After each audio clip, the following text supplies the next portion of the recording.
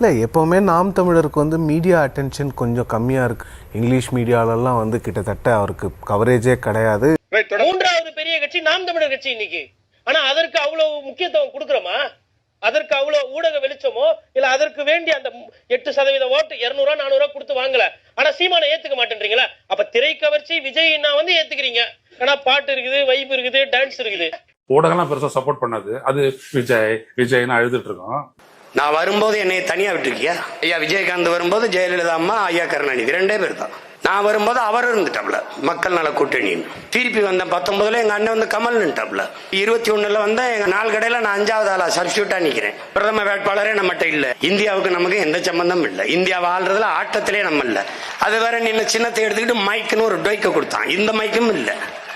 அது அங்க போய் பார்த்தா சீப்பு மாதிரி இருக்குது. முத பெட்டியிலே நம்ம சின்னல 3வது 4வது பெட்டியில இருக்கு. அதுல தேடுறான்டா தன்மானமிக்க தமிழ் மக்கள். அதுல தேடுறான். எங்கடா என் மகன் சீமானுடைய சின்னம் எங்கடா?